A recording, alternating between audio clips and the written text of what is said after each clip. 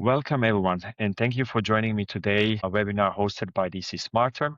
My name is Ismar, and today I will be talking on one of the most critical and often underestimated challenges in the modern data center and IT infrastructure operations, and that is the visibility. Because our in complex environments, what you cannot see can quickly turn into the operational risk, operational nightmares, from unmanaged assets to power inefficiency to capacity constraints and many other things which can drive to the blind spots. To help us today in this discussion, I have Jeremy Klutz, the VP of Product of Nlyte, joining me to discuss this very interesting topic. And Jeremy brings a deep experience in DCIM. He's the expert in this field, and we're going to let now Jeremy introduce himself. Go ahead, Jeremy. Tell us a few words about yourself. Great. Thanks, Ismar. As you mentioned, I'm the VP of products for Nlyte Software. I've been in the data center software space for 15 years, started in 2010 with Emerson Network Power, which became Vertiv. And then I've been with Nlyte for about 7 years. Yeah, running the product management team and strategy for Nlyte for the last few years has been a great experience. Nice, impressive. As I said, you know what you're talking about. We exchange definitely a lot of conversations in our personal meetups as well. So that's why I think that there's a value we can share to our audience. So let's dive deep into that.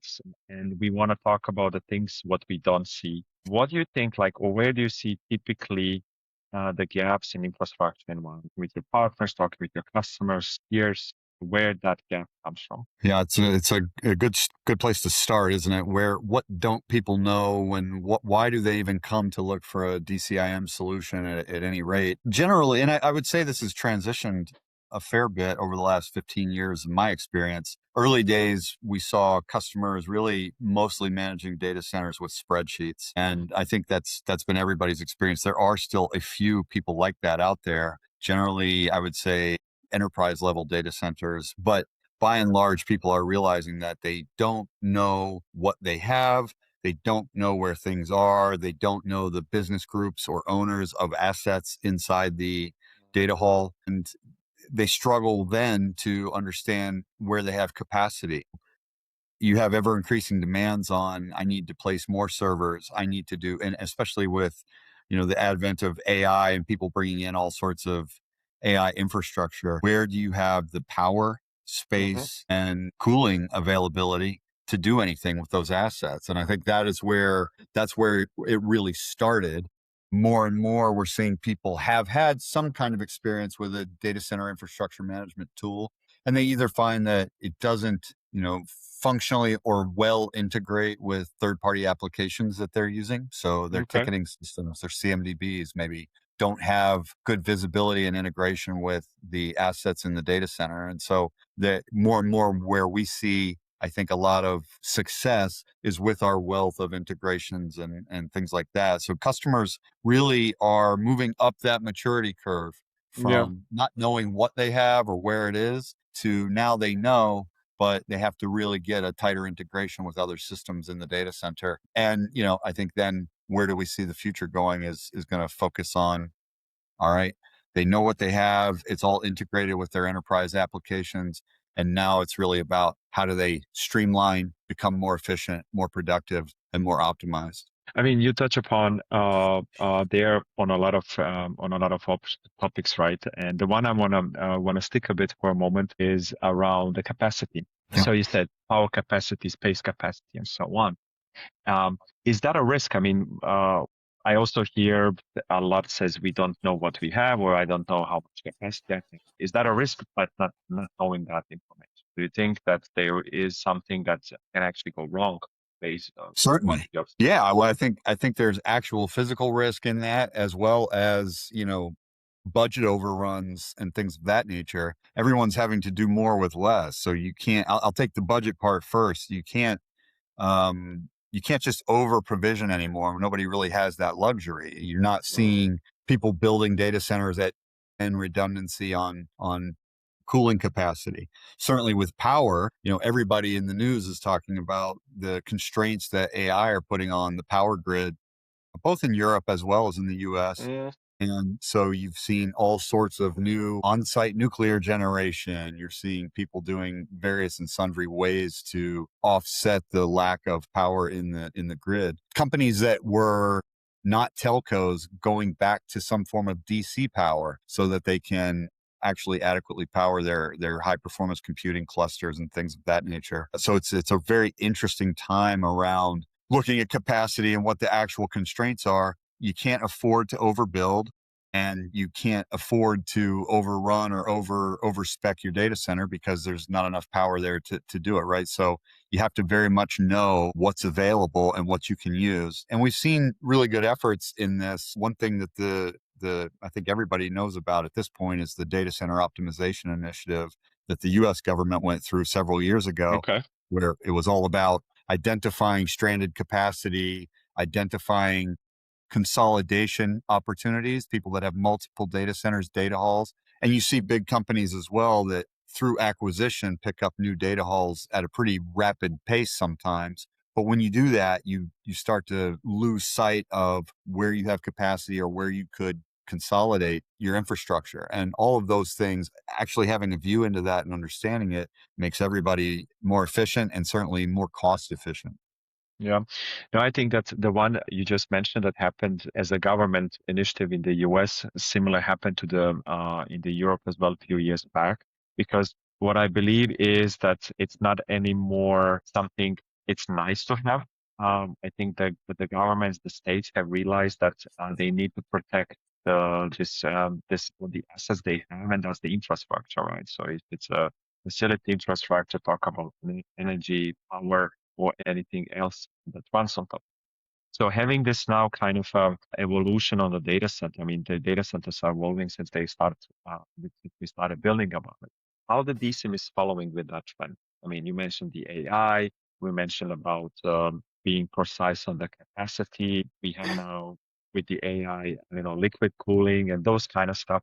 How the DCIM is evolving with this trend and the demand. Yeah, definitely AI. And we can hit on that more, but a couple of the other trends that I'll are Mm, the one thing that is definitely, and I would say squarely placed in what I would call that DSIM maturity curve that we've seen over the last 18 months, especially is historically the IT groups at any enterprise, but definitely within data centers will scan the server assets specifically for mhm, vulnerabilities. So looking for vulnerabilities, you need to keep your firmware upgraded. You need to update your libraries and applications. Where we're seeing that expand and mature is now those same groups are scanning things like critical infrastructure and specifically items in the racks like your rack PDUs or your power strips. mhm, So power strips are now becoming a security vector. People understand that maybe I can't access the servers, but if I can access the infrastructure that the servers are plugged into, maybe I have another way in, right? And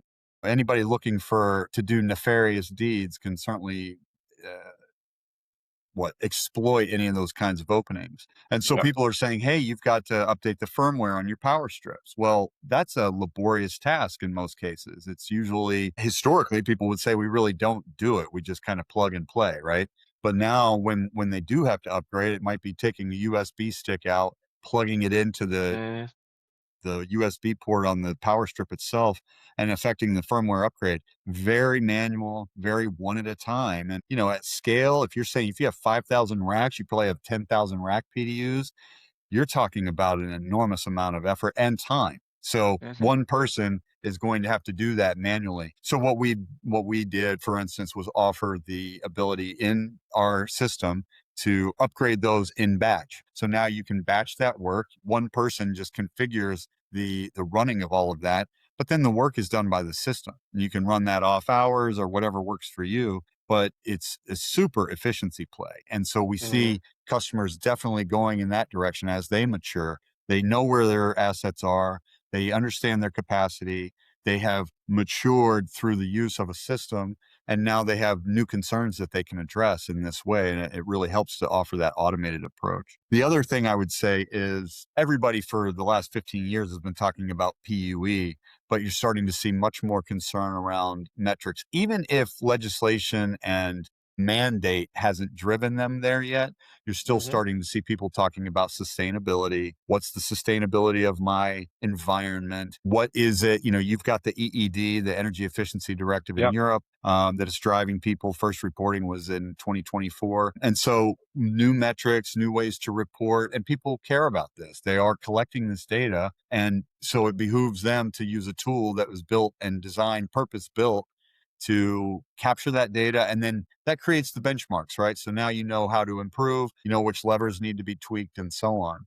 And when people are using, let's say, different forms of power, or they're using non-traditional forms, they're looking at from their utility providing solar, wind, nuclear energy, things of that nature. It's just a really good idea to be able to start to measure that and track your Mhm. improvements. So we see a lot of people maturing in that way as well. Oh, that's awesome. I mean, it's great to see. I mean, same here, was busy with anything touching the DCIM for the last as well 15 years. And if I look 15 years ago, that was a geek thing, right? Only the Yeah. geeks were kind of playing around, if I can call it like that, playing around with the DCIM. So it's great to see that the DCIM is really becoming a key component because it gets a lot of data. It takes care of a lot of data as well. Where do you stand kind of bringing AI to this data, right? You mentioned vast amount of data from your utility providers, from your measurement points, from your security. Can we introduce, or do you plan to introduce AI in this space in any form and way to help the users actually to process and understand that data better, efficiently, faster, to keep up with the pace? Yeah, so it's a really good question. I think that the first step with AI, or our first approach, is really based on operational AI. And this Hmm. cross cuts a lot across lots of personas within the data center. And actually, one of my favorite things about it is it expands the persona audience. So, in other words, data center managers and network engineers and facilities engineers, they've been historical, but they've also had within their businesses, I would say, questions from the CFO, from finance, from audit and compliance. And they're asking about, can you tell me from your system what your metrics are? How much did we spend with Dell on servers last year, right? How many Lenovo servers did we bring in? That sort of thing. How did Hmm. these things perform? And this is where I see a real opportunity for AI in being able to expand the audience. So, in other words, let those people in natural language queries ask the system for those answers. I think it obviates traditional reporting. It's going to start to say, we don't need to sit down and craft a report and then iterate on that until we're happy. I can just go into an agent and ask through natural language the questions that I have. I also don't have to go to a middle person, as the finance person, I don't have to ask the data center manager to get me this data. I can just go directly to the source and ask myself. So I think that's a huge efficiency play. How does it then play with things like sustainability or monitoring and metrics and things of that nature? Well, if you have a real time monitoring system, that data is there. That agent can certainly, through natural language, ask for that information as well. Where I think it goes next, when you get into true agentic AI with autonomous actions and so on, Hmm. would be recognizing opportunities to change set points on cooling units or things like that, where I think that could reach some, I don't know, I would say challenge from the human element of it all, is that people, in by and large, need to be able to trust that the changes that are being made by a system are valid and accurate. And so right now there's a lot of desire to keep a human in the loop in those decision Yeah. chains. But I do think that AI could handle that work. I think it's based on simple math for the most part, and being able to say, we could optimize by bringing this cooling unit up 2 degrees or something like that. Very much in the realm of what we'll see in the next 24 months, maybe. I also think, with AI is smart, everybody is clamoring for it, where you have a very standards based industry and people want exact assurances on what you're doing. With AI, people are very open to kind of absorbing it and taking it on board. And you're even seeing in some of our key customers, KPIs and metrics being driven, in 2026 and beyond, to use more AI. So I think the more we offer the capabilities, the more the agents can do, the more we'll see adoption of that. And I think that I always like to see that that is coming to life, that you can start talking with your data. I think that kind of motion of asking someone, hey, can you please create me a report, or someone needs to spend a day to find a data point or information that you can just talk with your data is, I mean, we see that for months already now, like 15 in different other industries, verticals, businesses, how much that has an impact and into the entire doing. One thing you also mentioned again, interesting, is how the customers have a desire, or you see this demand for more AI, right? But that also we see in the other examples, that implementation of the AI can go south, right? If you do just say, let's get AI, I'm going to give all of my data to it and everything is going to be fine. How would you advise from your, like, what would be the right approach or the approaches to consider going on that journey? Because for me, I think it's a journey, right? You cannot just turn it on and say, yes, now it's done. How do you see that? How would you advise our audience where to start with? Yeah, so implementing AI, I think, like that maturity curve we've talked about a few times, it makes sense. It is a journey, and there are steps that you can take to achieve sort of that final state. Initially, some of the things that we've done are like leveraging a placement and optimization AI. So this is, I need to place 100 servers, and where is the best? I need it to be in contiguous rack space, that sort of thing. Apply Mhm. some intelligence to it, let the system run algorithms that will then figure out where the best placement is and make that recommendation. Doesn't have to do it without intervention. The customer or the user can then approve that change. From there, you go up the chain. We implemented machine learning. So really, we approached it from two aspects with machine learning. First, we said, well, one, we need to look at things like anomaly detection. So when do we find that systems are running suboptimally? I've got cavitation in a cooling unit. There's a fan that's about to fail. Ultimately, those anomalies help you do things like either lengthen maintenance windows because you realize the recommended maintenance window from the vendor is much shorter than you actually need it to be, or it can give you the ability to predict a failure and ultimately fix something before it becomes a catastrophic failure. The other side of it was really based on forecasting. So how Mm. do I know when a cabinet's going to run out of space? How do I know when a cabinet's going to run out of power based on trends and things of that nature? So we really went there. And then continuing up that chain, you get into using agents, looking at operational AI, as I mentioned, and being able to have natural language queries. And then ultimately, one of the other key items everyone's talking about is MCP servers, or model context protocol, for really being able to get an agent on the network that's self-declaring and can live alongside other MCP servers from various applications. And some orchestration agent is effectively querying across all of those at once for the most robust data set possible. So I think that's probably the right approach. People can take it on as at their own comfort level, but we offer, and we personally offer many different offerings that they can get into to start to get comfortable with AI and what it can do for them. Yeah, I mean, I can only agree with you. And the fact that you mentioned so kind of different technologies, but also there's so many different solutions and products out there on the market that can also confuse the users, right? Sure.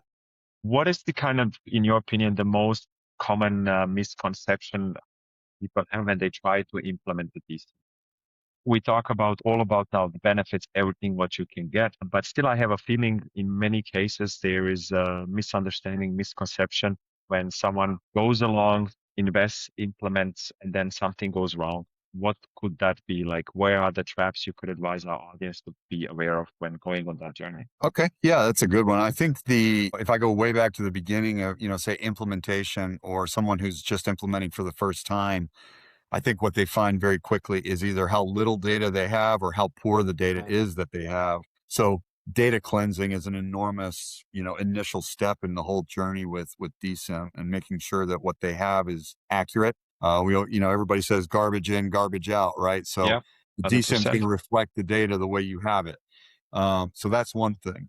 As you continue to go, I would say further, it becomes in many cases, a staffing challenge. In other words, they realize they don't have people. They got people that can rack and stack. They've got electrical engineers who understand power and so on.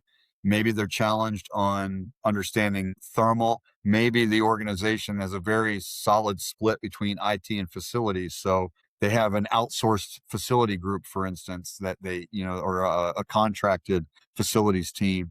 So lots of gaps can be found, I think, in that knowledge. And that's really where integration approach that we took that I mentioned earlier, integrating DCIM with your building automation system, for instance, provides that insight for an IT user that they don't have. They know their servers are overheating, or they know they've got a hotspot in a cabinet, but they don't know why. Being able to tie in the data from the critical infrastructure is absolutely key there. And if you don't do that, and we do, we've got customers that do just the energy management side, as well as customers that do just the asset management side.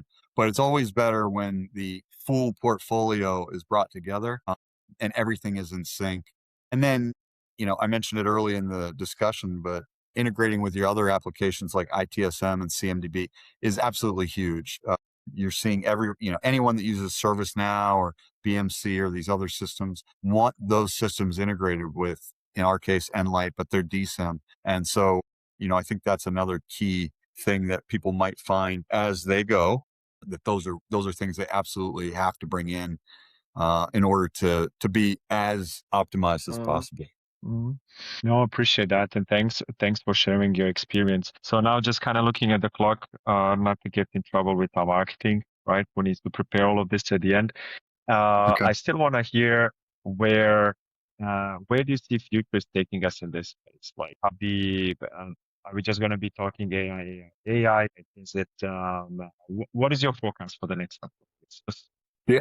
Well, let us okay, know. that's and something you mentioned at the very beginning that we haven't talked about at all was the liquid cooling. So huge, I won't say it's entirely linked to AI, but mostly it is, because that's kind of the infrastructure that requires it. Mm-hmm. Airside cooling alone is no longer sufficient if you're talking about high performance clusters and AI clusters, GPUs. You're putting considerable investment into the actual infrastructure for AI computing. So I think our biggest focuses are a few. I'll lay them out. AI, certainly, we've already kind of covered that. Second, then the cooling of that infrastructure. In our case, we're part of Carrier, right? So it makes a whole lot of sense to work with liquid cooling. But in the modeling of the infrastructure, you've got new concerns. The racks are not the same standard racks anymore, right? You've got things like, you've got plumbing in the space. So how do you get things from a cooling distribution unit directly to those servers? You've got to model things like manifolds in the racks and rear door heat exchangers that weren't there prior to now, and certainly aren't done in any kind of meaningful way in an air cooled environment. So those are big items. And then I think a couple of the other things you'll see are, there's this huge evolution going on in the colo space. I think colos are really changing their business models constantly. You see more colos building for single tenants now. You see more colos being able to take on the liability around liquid cooling and things of that nature as well. So I would say those are kind of three big areas of focus for us. There are certainly lots of others. One of the things I didn't talk about at all, but that where I see the maturity of data centers going is now you're talking about leveraging more of an inventory management aspect as well. And in this case, I'm not talking about servers and infrastructure, but just actual gear that they buy. So what are the parts that go into servers, CPUs, motherboards, things of that nature, memory DIMMs, and what happens to those over time? Which, through their life cycle, which assets are they inside of, and how do they perform? But then even more than that, right? You've got these huge customers that have lots of different data halls in a global footprint, and they need to be able to ship parts from one to the other. So it's really a whole warehousing aspect. And originally, I was not even bought into the idea. I thought there's no way they're all using a warehouse management system of some sort. And the truth is people really aren't. And I think it's a natural extension of DCIM to offer that as well. So getting into more inventory management is certainly something our customers are talking about. So I think that's another kind of key area where we'll head focus for the next, 24 months. Thank you very much, Jeremy, for your insights today. And thanks everyone who has joined us today. If today's discussion has highlighted the gaps in your own infrastructure visibility or sparked ideas on how you could implement DCIM or AI to gain better control, to get better visibility of your environment, we would be happy to continue the conversation. Feel free to reach out to us per email, LinkedIn, website, or whatever other preferred channel you have. Thanks again for your time and enjoy the rest of your day. Thank you, Jeremy. Thanks, Ismar.